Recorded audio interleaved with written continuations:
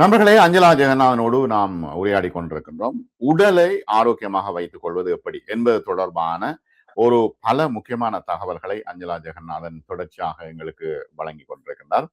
இன்று உடல் ஆரோக்கியமாக வைத்துக் கொள்வதற்கான ஒரு முழுமையான காரணிகள் தொடர்பாக இன்று நாம் பார்க்க இருக்கின்றோம். ஏனெனில் இப்ப உங்களை நீங்களே பாதுகாத்துக் கொள்வது எப்படி என்பதுதான் இங்கே முக்கியமான விஷயம்.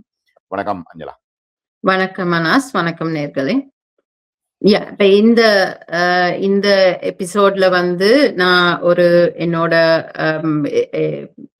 நான் எப்போதும் சொல்றதுதான் ஹெல்த்தியா இருக்கணும் அப்படின்னு சொல்லும் பொழுது, நம்மளோட உடம்பு நமக்கு தெரியணும். நம்மளோட நார்மல் இந்த இந்த உடம்புக்கான ஒரு நார்மல் இருக்குதானே. சாப்பாடு சாப்பிட்டா ஜீரணம் ஆகுது, தண்ணி குடிச்சா உடம்பு எடுத்ததுக்கு போக யூரின் போகுது. அந்த மாதிரியான அந்த நம்மளோட நார்மல் என்ன, ஹெல்த்தியான நார்மல் என்னன்ட்டு ஒவ்வொருத்தங்களும் தெரிஞ்சுக்கணும். அதை தாண்டி கொஞ்ச நாளும் வித்தியாசப்பட்டதுன்னா அதை யாரு இல்ல இது பரவாயில்ல, இது நார்மல்னு யாரு சொன்னாலும் அதை நாம ஏத்துக்க கூடாது. பிகாஸ் நமக்கு தெரியும் தானே அது நார்மல் இல்ல, நான் இப்படி இருக்கலன்றது தெரியும் தானே. மத்தவங்க சொன்னா கூட எனக்கு தெரியும். அப்ப நான் அதை தேடி அதுக்கான சொல்யூஷனை தேடி நான் நிச்சயமா போகணும். அப்ப அதனாலதான் இந்த இந்த இந்த போஸ்டரை நீங்க பாத்தீங்கன்னா அதுல போட்டிருக்கிற மாதிரி இப்ப முதல் இதை எடுத்தீங்கன்னா ஸ்கின்னை பத்தி போட்டிருக்கேன். ஹெல்த்தியான ஸ்கின் எப்படி இருக்கணும். ஹெல்த்தியான ஸ்கின் நீங்க காலையில எழுந்து குளிச்ச உடனே ஈவன் கிரீம் போடவே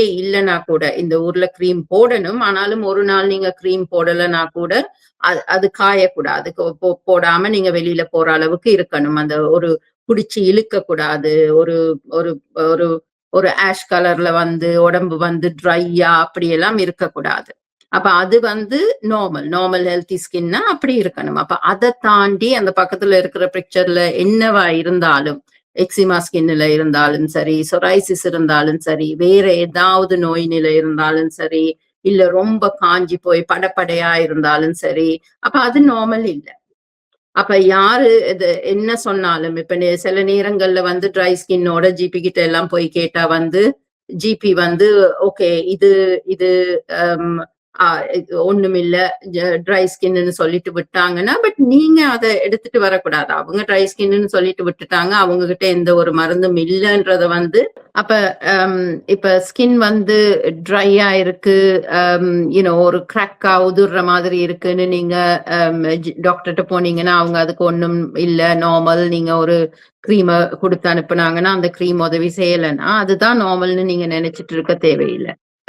ட்ரை ஸ்கின் தான் இருக்குனாலே அதுக்கு என்ன காரணம், நான் தண்ணி ஒழுங்கா குடிக்கலையா, இல்ல சாப்பாடு முறைகள்ல என்ன இம்ப்ரூவ்மெண்ட் பண்ணலான்னு பார்த்து அதுக்கு தகுந்த மாதிரி நீங்க பண்ணினீங்கன்னா தென் அதை அங்கனையே இம்ப்ரூவ் பண்ணிடுவீங்க. அப்ப அது அப்படியே ட்ரை ஸ்கின்னா இருந்து அது போய் ஒரு வேற ஒரு நோய் நிலையில வரணும்ன்ற தேவையில்லை. இப்ப அதே நேரம் இப்ப ஒரு விட்டலாய்கோவோ இல்ல சொரைசிஸோ அந்த மாதிரி தோல்ல வந்ததுன்னா தென் அது நோய் நிலைக்கான காரணம் என்னன்னு கண்டுபிடிச்சு உள்ளுக்கு இப்ப சொரைசிஸ்ன்னு தோல்ல நிக்குதுன்னா அது ஆரம்ப நிலை இல்லை. ஆரம்பம் காரணம் உடம்புக்குள்ள இருந்து ஏதோ ஒண்ணு தடுமாறி நோய் எதிர்ப்பு சக்தி தப்பா வேலை செஞ்சு அதனாலதான் தோல்ல அந்த சிம்டம்ஸ காட்டுது.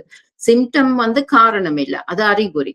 இந்த உடம்பு தடுமாறுதுன்றது அறிகுறி. அப்ப அந்த இதுக்கான காரணம் என்னன்னு பார்த்து அதை நாங்க சரி பண்ணணும். ஓகே, ஜிபி வழியா போய் நீங்க கிரீம் எடுத்து போட்டீங்கன்னாலும் அது சரியா போகலைன்னா அதை நேச்சுரல் மெடிசினை எடுத்து மூலிகைகளை எடுத்து அதை சரி பண்ணி அந்த தோலை திரும்பவும் அந்த ஹெல்த்தியான தோலுக்கு காலையில எழுந்த உடனே எந்த ஒரு அடையாளமும் இல்லாம ஈரலிப்போட இருக்கக்கூடிய அந்த தோலுக்கு நம்ம கொண்டு வரணும்.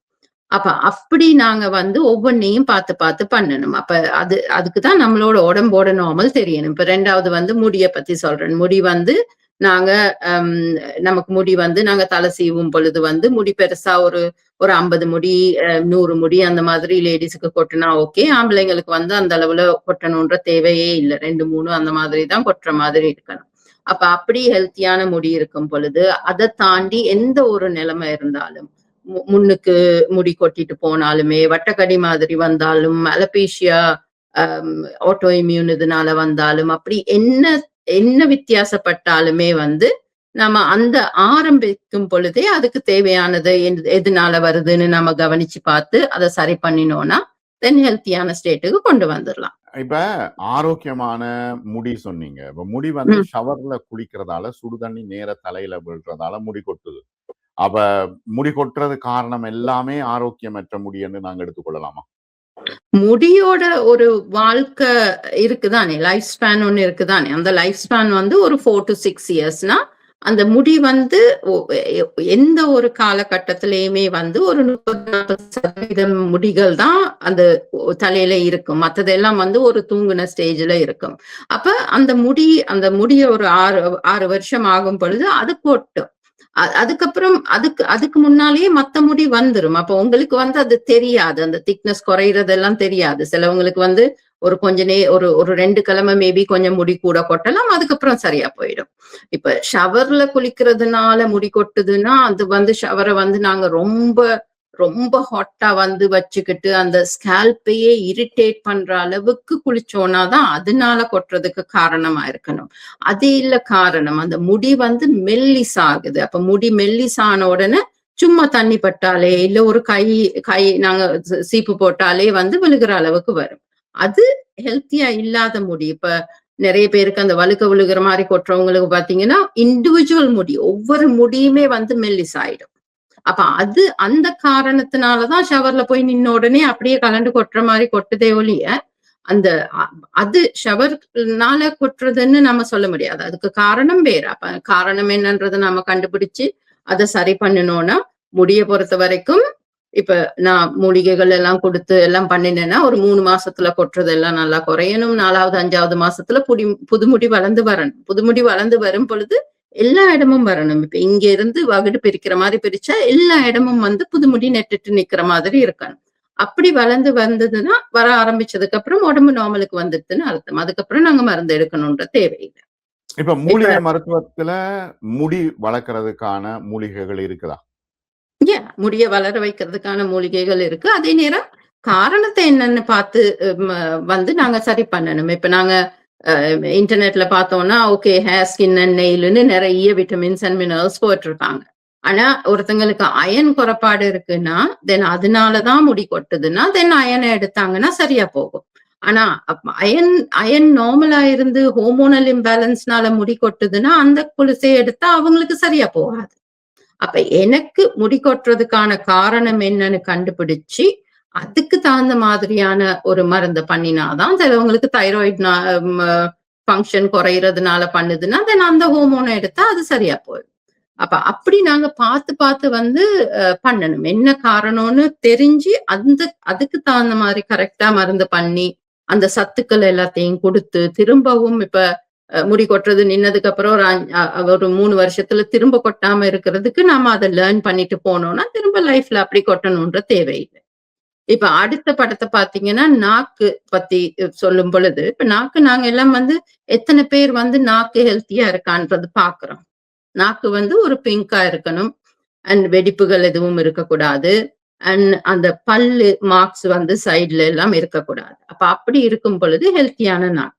இப்ப அதை தாண்டி உங்களோட நாக்க நீங்க பார்த்து ஏதாவது கிராக்ஸ் இருக்கு இல்லைன்னா கோட்டடா வெள்ளையா படிஞ்சிருக்குன்னா அது நார்மல் இல்லை. அப்ப அது அப்படி இருந்து ஒரு இல்ல பல்லு மார்க் எல்லாம் இருக்குன்னா அதெல்லாம் நார்மல் இல்லை. அப்ப அதுக்கான காரணத்தை கண்டுபிடிச்சு நாங்க சரி பண்ணணும். அது மாதிரி எந்த ஒரு விஷயமுமே நம்மளோட நார்மல் நமக்கு தெரியணும். இப்ப ஒரு யூரின் இதை எடுத்தோம்னா நாங்க காலையில எழுந்த உடனே யூரின் பாஸ் பண்ணும் பொழுது கொஞ்சம் மஞ்சள் தட்டி போனா கூட அடுத்து ஒரு 500 மில்லி தண்ணி குடிச்ச உடனே போற யூரின் வந்து நல்லா கிளியரா தண்ணியா போகணும். ஒரு ஒயிட் கலர் அந்த நார்மல் தண்ணி கலர்லயே போகணும். அப்படி போனதுன்னா தென் பாடி வந்து நார்மலா ஃபங்க்ஷன் பண்ணுதுன்னு அர்த்தம். அது வந்து நமக்கு இல்ல இன்னொரு பிரச்சனை என்னன்னா மருந்துகள் குடிக்கிறதாலையும் யூரின் மாற்றம் இருக்கு தானே கலர்ல. எஸ். அப்ப அப்படி குடிச்சா இப்ப நீங்க மருந்து எடுத்தீங்கன்னா அடுத்து அந்த மருந்து வெளியில போற வரைக்கும் தானே. அது ஒரு 2 hours 3 hours 4 ஹவர்ஸ்க்குள்ள போற இது.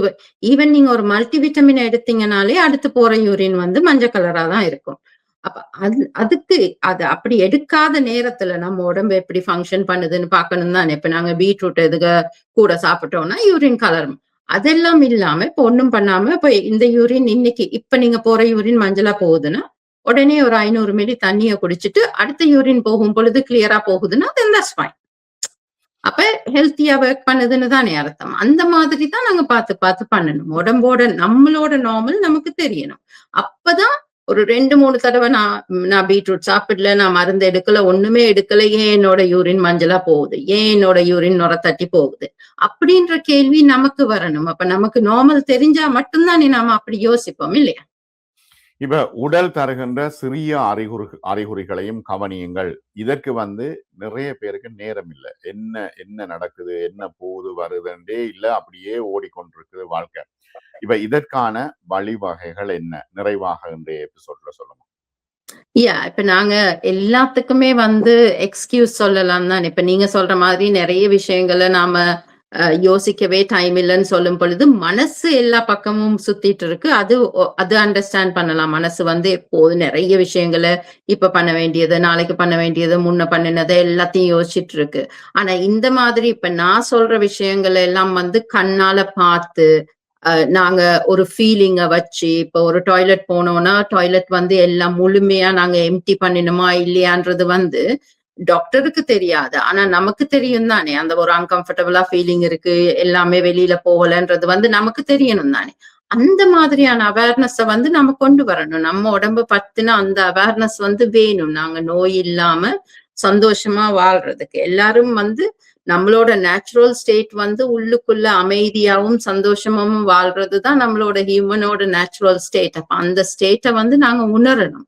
உணரும் பொழுதுதான் தென் அதை விட்டு தாண்டும் பொழுது கொஞ்ச நாளும் கொண்டாந்து நார்மலுக்கு கொண்டு வரலாம். இப்ப ஸ்ட்ரெஸ் தான் எல்லாத்தையும் பிடிச்சு வச்சிருக்குன்னா தென் அந்த ஸ்ட்ரெஸ் அட்ரஸ் பண்ணணும். எதுக்கு எனக்கு என்ன பண்ணலாம், அந்த ஸ்ட்ரெஸ் என்ன பாதிக்காம இருக்கிறதுக்கு என்ன பண்ணலாம்ன்றத பார்க்கணும். வெளியில இருந்து என்ன வந்தாலும் உள்ளுக்கு மனசு நடுங்காம இருக்கிறதுக்கு நாம அந்த பழக்கங்களை கொண்டு வரணும் நாம.